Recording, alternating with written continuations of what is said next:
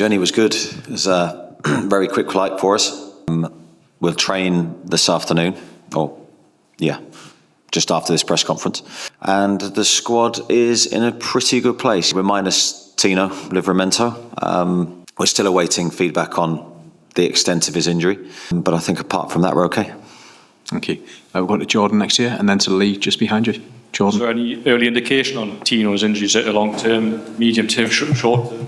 No, I think I'm better off waiting before sort of giving any indication on that, because I think that could be a mistake. So yeah, let's wait and see in the next couple of days, I think. You rested Nick Baltimore for the first Champions League game against Barcelona, a fortnight on. Is he able physically now to play 2 games in 4 days? We'll make a decision after training today on how all the players look physically. Arsenal was another really physical game for us, tough game. Mentally, of course, but it was a big output game for us. So we'll try and make the right decisions in terms of team selection to make sure everyone's fresh. Have we got to Lee Ryder just behind? Thank you. Eddie, I know you'll take it with a pinch of salt, the comments from Bayern Munich about Nick, but are you surprised the club of that stature just seem to be queuing up to make comments about his price tag? I always think with these types of things, it's irrelevant, really. The market forces dictate transfer fees, not necessarily any one club. We're very pleased to have Nick with us. I think he started very strongly in what's been a difficult period for him because he's thrust straight into action. No training time with us really of any note. And I think he's done really, really well. So we're really pleased to have him with us. And the transfer fee for me is absolutely irrelevant. And he's also got off to a really good start as well with 2 goals, the 2 headers. Great to see him score with his header. He is, as I said, when we signed him, we know that he's a big player, and that has to be a source of goals for him with the height that he brings.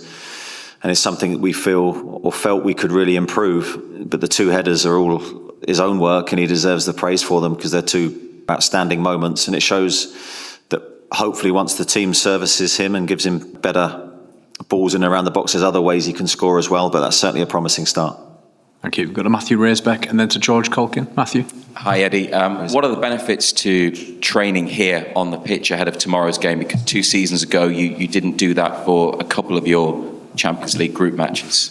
I think it all depends on lots of different things, like the journey time, how we feel about the certain training sessions, how much we want to sort of give away on our preparation.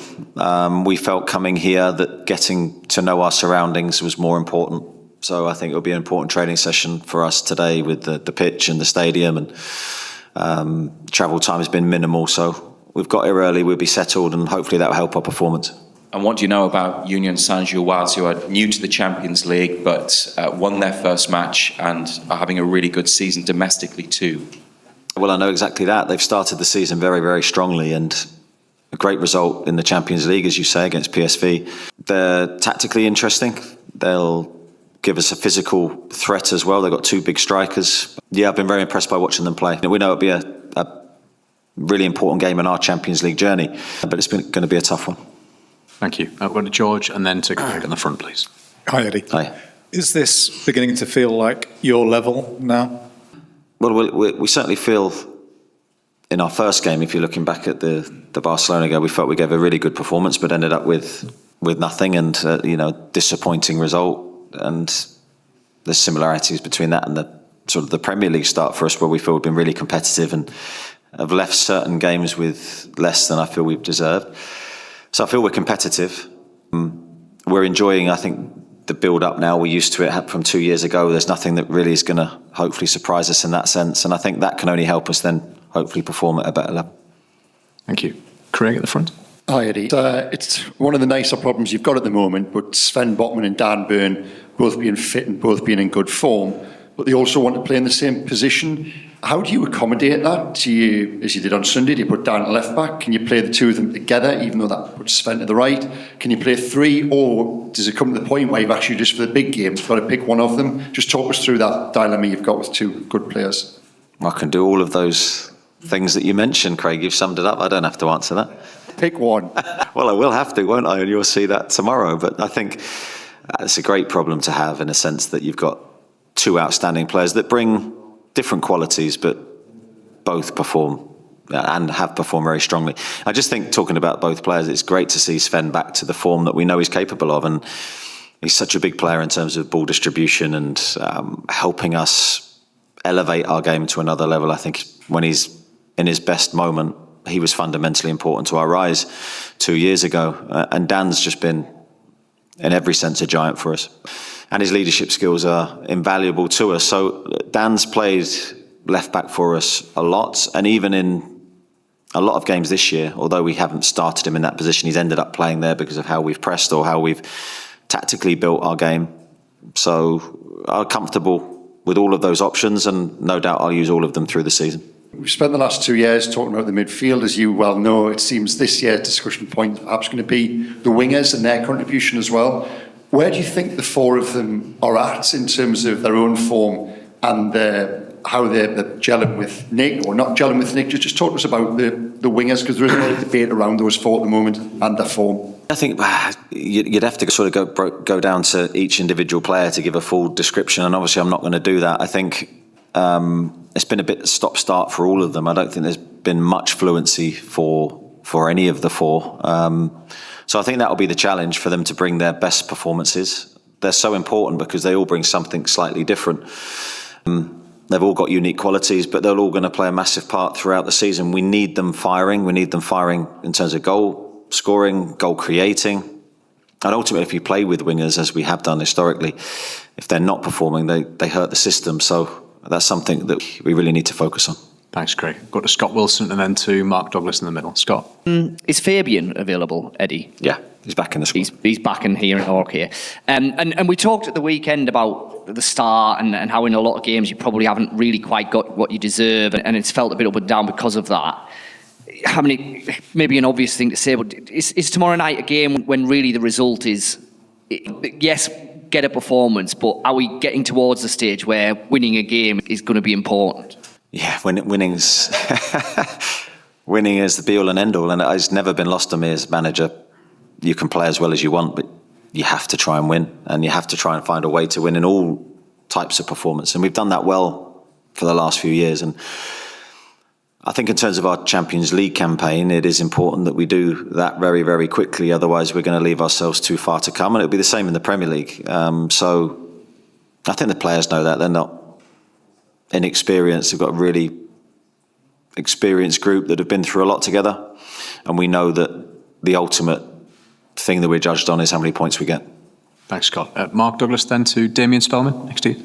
Eddie, last time in the Champions League, came very close to winning an away game, but it was obviously didn't quite manage it. Is it the kind of next level to win an away game in a Champions League? Does it demand a little bit more of you as a team than maybe in the Premier League?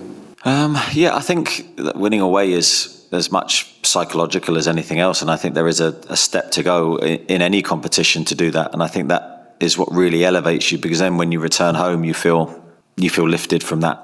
Away performances and results are so important to your psychology.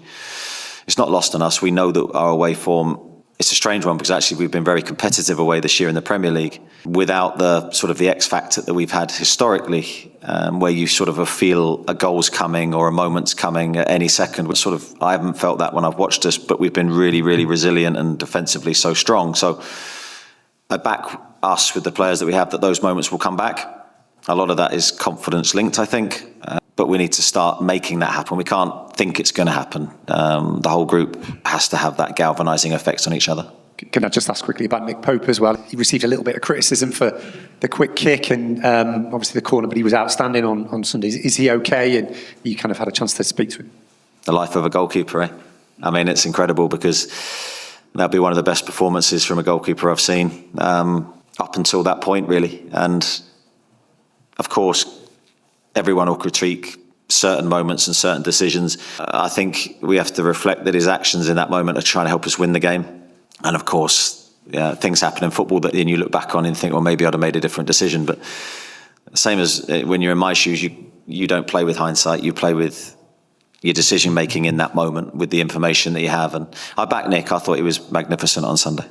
Thank you. Damien? Hi, Eddie. You had 3 very difficult away games in this competition 2 years ago. How have they prepared you for tomorrow night, and how does tomorrow night's challenge compare? Yeah, I think that's a good point. The away games that we experienced, I think, made us a better team to go back to the Premier League with. Milan, Dortmund and Paris. you don't get much harder in European competition. But I think in all of those games, we were really competitive again. And I think we took that back into our domestic form and grew from it, even though they weren't wins. I think now we're judged slightly differently. I think the expectation's slightly different. And I think this will be a good challenge for us at a time in the season where we know we need to perform. Just relating to Scott's question, you have had some disappointing results this season, but to give it context, Liverpool, Barcelona, Arsenal, 2 of them in stoppage time. Does that give it a context? Yeah, I can say it gives context, but I know you guys won't. There's 2 ways of looking at it. You might sort of agree to that, but then ultimately we've lost the games and lost games that we don't plan to lose or expect to lose ourselves. So our expectations of ourselves are higher than that.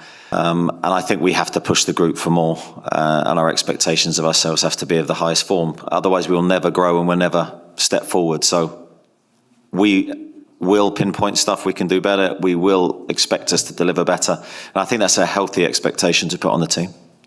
Damien, just to your right, please, to Kieran. Good afternoon. Obviously, the manner of the defeat to Arsenal could be a danger of a hangover. Have you sensed the players are kind of desperate to get going again? Yeah, I don't necessarily feel that in a sense of a hangover. I think for me it should be a motivator. It should be if you could replay those moments again, we would have to do better as a group and respond better to the threat that we faced in those final few minutes.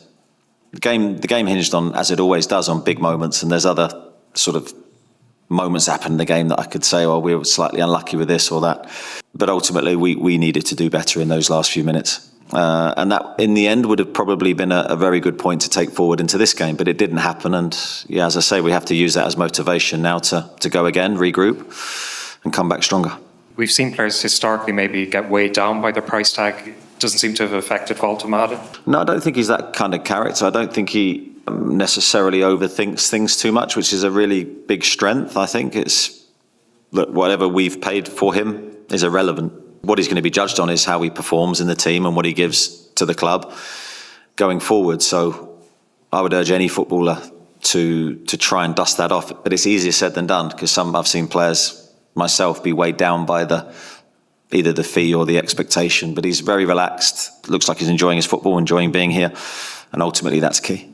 Thank you. Finish with the 2 gents on the front row. Good afternoon. Hi. Union, name-wise, isn't the biggest team in the Champions League. In the past as well, a lot of teams have underestimated them. How will you avoid that happening to your side as well? We certainly don't underestimate anybody, and I think that comes down to fundamentally our reviewing of our opponents, which I'll do personally, as I always do. And it's a case of judging strengths and weaknesses and then figuring out a way to try and be competitive in the game and ultimately win.